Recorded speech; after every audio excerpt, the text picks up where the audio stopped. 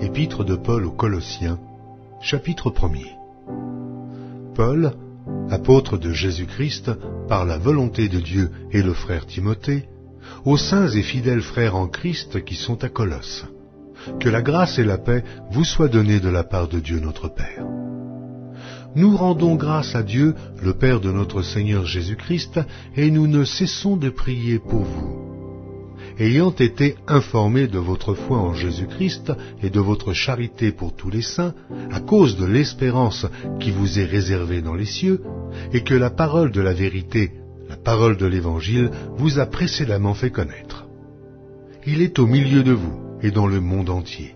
Il porte des fruits et il va grandissant, comme c'est aussi le cas parmi vous, depuis le jour où vous avez entendu et connu la grâce de Dieu, conformément à la vérité, d'après les instructions que vous avez reçues d'Épaphras, notre bien-aimé compagnon de service, qui est pour vous un fidèle ministre de Christ, et qui nous a appris de quelle charité l'Esprit vous anime. C'est pour cela que nous aussi, depuis le jour où nous en avons été informés, nous ne cessons de prier Dieu pour vous, et de demander que vous soyez remplis de la connaissance de sa volonté, en toute sagesse et intelligence spirituelle, pour marcher d'une manière digne du Seigneur et lui être entièrement agréable, portant des fruits de toutes sortes de bonnes œuvres et croissant par la connaissance de Dieu, fortifié à tous égards par sa puissance glorieuse, en sorte que vous soyez toujours et avec joie, persévérants et patients. Rendez grâce au Père, qui vous a rendu capable d'avoir part à l'héritage des saints dans la lumière, qui nous a délivrés de la puissance des ténèbres et nous a transportés dans le royaume du Fils de son amour, en qui nous avons la rédemption et la rémission des péchés. Il est l'image du Dieu invisible, le premier-né de toute la création, car en lui ont été créées toutes les choses qui sont dans les cieux et sur la terre, les visibles et les invisibles, trône, dignité, domination, autorité, tout a été créé par lui et pour lui. Il est avant toute chose, et toute chose subsiste en lui. Il est la tête du corps de l'Église. Il est le commencement, le premier-né d'entre les morts, afin d'être en tout le premier. Car Dieu a voulu que toute plénitude habitât en lui. Il a voulu par lui réconcilier tout avec lui-même, tant ce qui est sur la terre que ce qui est dans les cieux, en faisant la paix par lui, par le sang de sa croix. Et vous, qui étiez autrefois étrangers et ennemis par vos pensées et par vos mauvaises œuvres, il vous a maintenant réconciliés par sa mort dans le corps de sa chair, pour vous faire paraître devant lui saint, irrépréhensible et sans reproche. Si du moins vous demeurez fondés et inébranlables dans la foi, sans vous détourner de l'espérance de l'Évangile que vous avez entendu et qui a été prêché à toute créature sous le ciel, et dont moi, Paul, j'ai été fait ministre. Je me réjouis maintenant dans mes souffrances pour vous. Et ce qui manque aux souffrances de Christ, je l'achève en ma chair, pour son corps, qui est l'Église.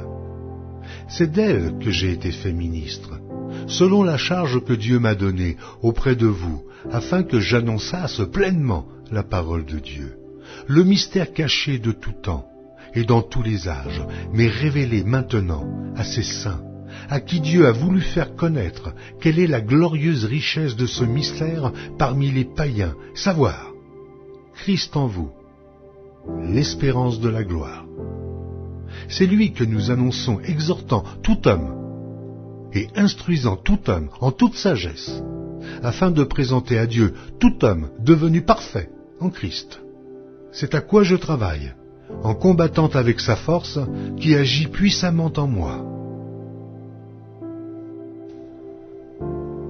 Épître de Paul aux Colossiens, chapitre 2. Je veux en effet que vous sachiez combien est grand le combat que je soutiens pour vous, et pour ceux qui sont à Laodicée, et pour tous ceux qui n'ont pas vu mon visage en la chair, afin qu'ils aient le cœur rempli de consolation, qu'ils soient unis dans la charité et enrichis d'une pleine intelligence, pour connaître le mystère de Dieu, savoir Christ. Mystère dans lequel sont cachés tous les trésors de la sagesse et de la science. Je dis cela afin que personne ne vous trompe par des discours séduisants. Car si je suis absent de corps, je suis avec vous en esprit, voyant avec joie le bon ordre qui règne parmi vous, et la fermeté de votre foi en Christ.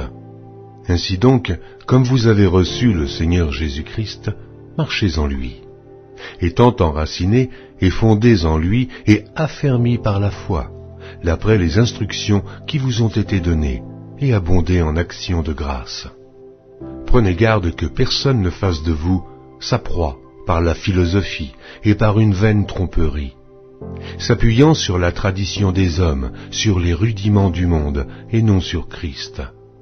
Car en lui habite corporellement toute la plénitude de la divinité. Vous avez tout pleinement en lui, qui est le chef de toute domination et de toute autorité. C'est en lui que vous avez été circoncis, d'une circoncision que la main n'a pas faite, mais de la circoncision de Christ, qui consiste dans le dépouillement du corps, de la chair, ayant été ensevelis avec lui par le baptême. Vous êtes aussi ressuscités en lui et avec lui, par la foi en la puissance de Dieu qui l'a ressuscité des morts. Vous qui étiez morts par vos offenses et par l'incirconcision de votre chair, il vous a rendus à la vie avec lui, en nous faisant grâce pour toutes nos offenses. Il a effacé l'acte dont les ordonnances nous condamnaient et qui subsistait contre nous, et il l'a détruit en le clouant à la croix. Il a dépouillé les dominations et les autorités, et les a livrées publiquement en spectacle, en triomphant d'elles par la croix. Que personne donc ne vous juge au sujet du manger ou du boire, ou au sujet d'une fête, d'une nouvelle lune ou des shabbats. C'était l'ombre des choses à venir, mais le corps est en Christ. Qu'aucun homme sous une apparence d'humilité et par un culte des anges ne vous ravisse à son gré le prix de la course, tandis qu'il s'abandonne à ses visions et qu'il est enflé d'un vain orgueil par ses pensées charnelles, sans s'attacher au chef, dont tout le corps, assisté et solidement assemblé par des jointures et des liens, tire l'accroissement que Dieu donne. Si vous êtes morts avec Christ au rudiment du monde, pourquoi, comme si vous viviez dans le monde, vous impose-t-on ces préceptes? Ne prends pas, ne goûte pas, ne touche pas, préceptes qui tous deviennent pernicieux par l'abus, et qui ne sont fondés que sur les ordonnances et les doctrines des hommes. Ils ont à la vérité une apparence de sagesse, en ce qu'ils indiquent un culte volontaire, de l'humilité et le mépris du corps. Mais ils sont sans aucun mérite et contribuent à la satisfaction de la chair. Épître de Paul aux Colossiens, chapitre 3. Si donc vous êtes ressuscités avec Christ, cherchez les choses d'en haut, où Christ est assis à la droite de Dieu. Affectionnez-vous aux choses d'en haut, et non à celles qui sont sur la terre, car vous êtes morts, et votre vie est cachée avec Christ en Dieu. Quand Christ, votre vie, paraîtra, alors vous paraîtrez aussi avec lui dans la gloire. Faites donc mourir les membres qui sont sur la terre, l'impudicité, l'impureté, les passions, les mauvais désirs et la cupidité qui est une idolâtrie. C'est à cause de ces choses que la colère de Dieu vient sur les fils de la rébellion, parmi lesquels vous marchiez autrefois, lorsque vous viviez dans ces péchés. Mais maintenant, renoncez à toutes ces choses, à la colère, à l'animosité, à la méchanceté, à la calomnie, aux paroles déshonnêtes qui pourraient sortir de votre bouche. Ne mentez pas les uns aux autres, vous étant dépouillés du vieil homme et de ses œuvres, et ayant revêtu l'homme nouveau, qui se renouvelle dans la connaissance, selon l'image de celui qui l'a créé. Il n'y a ici ni grec, ni juif, ni circoncis, ni incirconcis, ni barbare, ni chite, ni esclave, ni libre, mais Christ, et tout, et en tous.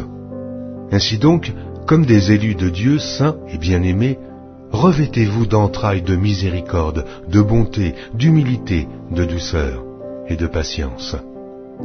Supportez-vous les uns les autres, et si l'un a sujet de se plaindre de l'autre, pardonnez-vous réciproquement. De même que Christ vous a pardonné, pardonnez-vous aussi. Mais par-dessus toutes ces choses, revêtez-vous de la charité, qui est le lien de la perfection. Et que la paix de Christ, à laquelle vous avez été appelés pour former un seul corps, règne dans vos cœurs, et soyez reconnaissants. Que la parole de Christ habite parmi vous abondamment.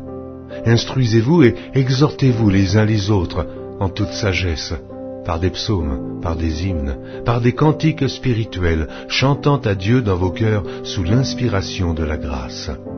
Et quoi que vous fassiez en parole ou en œuvre, faites tout au nom du Seigneur Jésus, en rendant par lui des actions de grâce à Dieu le Père.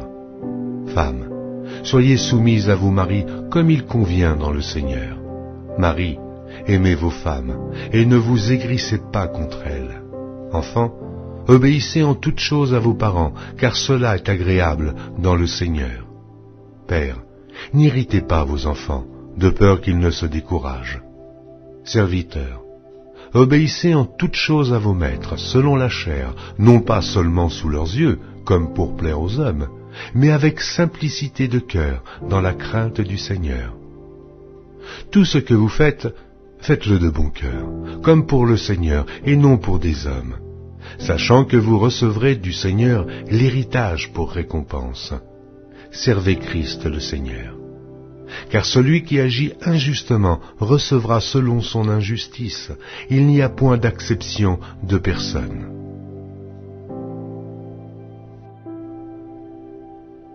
Épître de Paul aux Colossiens, chapitre 4. Maîtres, accordez à vos serviteurs ce qui est juste et équitable, sachant que vous aussi, vous avez un maître dans le ciel. Persévérez dans la prière, veillez-y avec action de grâce. Priez en même temps pour nous, afin que Dieu nous ouvre une porte pour la parole, en sorte que je puisse annoncer le mystère de Christ pour lequel je suis dans les chaînes, et le faire connaître comme je dois en parler. Conduisez-vous avec sagesse envers ceux du dehors, et rachetez le temps. Que votre parole soit toujours accompagnée de grâce, assaisonnée de sel, afin que vous sachiez comment il faut répondre à chacun. Tychique, le bien-aimé frère et le fidèle ministre, mon compagnon de service dans le Seigneur, vous communiquera tout ce qui me concerne. Je l'envoie exprès vers vous, pour que vous connaissiez notre situation, et pour qu'il console vos cœurs. Je l'envoie avec Onésime, le fidèle et bien-aimé frère, qui est des vôtres. Ils vous informeront de tout ce qui se passe ici. Aristarque, mon compagnon de captivité, vous salue, ainsi que Marc, le cousin de Barnabas, au sujet duquel vous avez reçu des ordres. S'il va chez vous, accueillez-le. Jésus, appelé Justus, vous salue aussi. Ils sont du nombre des circoncis, et les seuls qui aient travaillé avec moi pour le royaume de Dieu, et qui aient été pour moi une consolation. Épaphras, qui est des vôtres, vous salue. Serviteur de Jésus-Christ, il ne cesse de combattre pour vous dans ses prières, afin que, parfait et pleinement persuadé, vous persistiez dans une entière soumission à la volonté de Dieu. Car je lui rends le témoignage qu'il a une grande sollicitude pour vous, pour ceux de Laodicée et pour ceux d'Hiérapolis. Luc, le médecin bien-aimé, vous salue, ainsi que Démas. Saluez les frères qui sont à Laodicée, et Nymphas, et l'Église qui est dans sa maison. Lorsque cette lettre aura été lue chez vous, faites en sorte qu'elle soit aussi lue dans l'Église des Laodiciens, et que vous lisiez à votre tour celle qui vous arrivera de Laodicée. Et dites à Archippe, prends garde au ministère que tu as reçu dans le Seigneur, afin de le bien remplir. Je vous salue, moi, Paul, de ma propre main. Souvenez-vous de mes liens. et que la grâce soit avec vous.